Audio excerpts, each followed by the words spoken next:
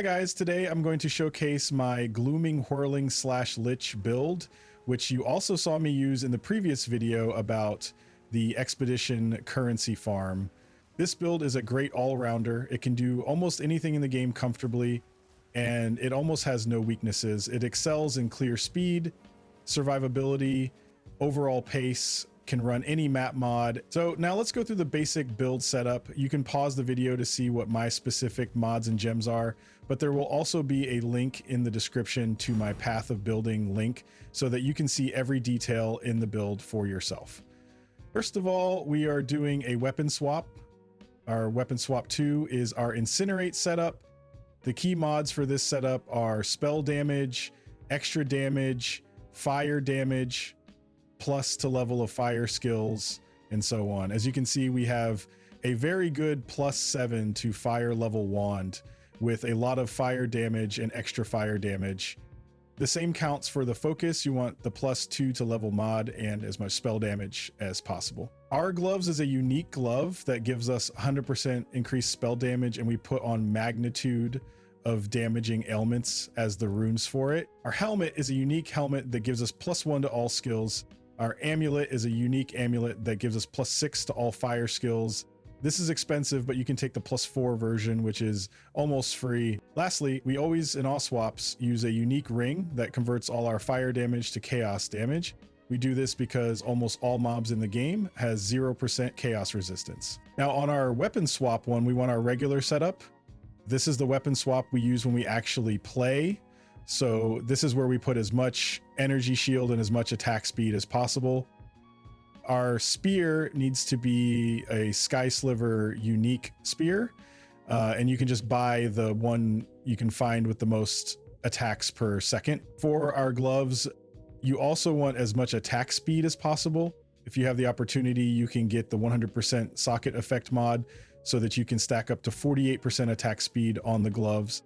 The rest of the gear is really just about energy shield stacking and sorting out resistances. We also put maximum resistances soul cores on the gear we can, because getting close to 90% resistances are going to feel much nicer than 75% resistances. As for the shield, you have the option between that or a high energy shield focus. The difference between the two is that a shield will give you much more maximum resistances, but you will be lower on energy shield. Therefore, on a budget, it is probably better to just get a high energy shield focus with some resistances on it too. Lastly, we need a good mana flask for when we do incinerate, because we do not regenerate mana, and incinerate costs a lot of mana to cast. Instant recovery and increased charges will fix this issue. Out for the gems, I'll just go over them and you can pause the video to see which gems I am using. Other than that, you can open my path of building link and see all the details for yourself. The thing to be aware of is that we use 2 whirling slash skills, and you want them to be as low level as possible, so preferably just level 1. One of the whirling slashes will be the one we initiate our cyclone with, and we use mainly area of effect support gems on it. The other whirling slash skill will be the one we use to attack and move with. For this one, we want to put stuff like attack speed support gem on it. There is also a very important tech to notice in our whirling slash we use to move around with, and that is the energy barrier support gem. This support gem is the bread and butter of this build because it makes us regenerate energy shield every single time we get stunned. Because of this, we do not pick any stun threshold anywhere because we actually want to get stunned every time we get hit. As for the incinerate, we are just stacking as much ailment magnitude and more damage as possible. Now to see our actual DPS with our whirling slash, you have to go into the incinerate spell and then go under the ignited ground tab. There you will find your ignited ground DPS.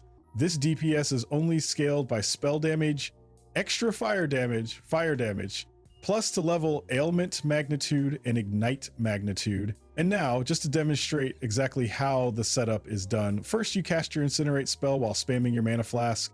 After you see we ignited the ground, you simply do your area of effect whirling / skill. Then you have picked it up, and now you can put on your weapon swap 1 gear and start using your attack speed whirling / all over the place.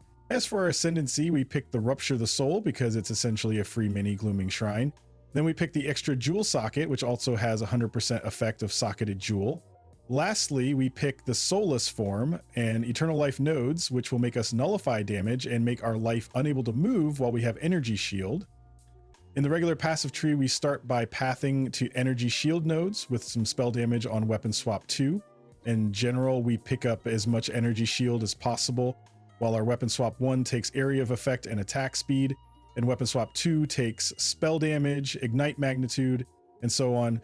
We use 3 unique jewels that are not mandatory, but a nice to have. The first is the Vorana Timeless Jewel that gives us energy shield percentage for each 2 strength points we have. The second is the Prism of Belief Jewel that gives us plus to level of Incinerate skills. And the last is a From Nothing that gives us access to some juicy attack speed nodes. And now for the obvious question, how much does the build cost? Well, it has a very wide range, so it is hard to say. I would say that a decent budget version of this build can be achieved for about 10 divines, but your Incinerate won't be at level 40, and you will probably have about 10,000 energy shield. But that being said, it will still feel very good and safe while mapping.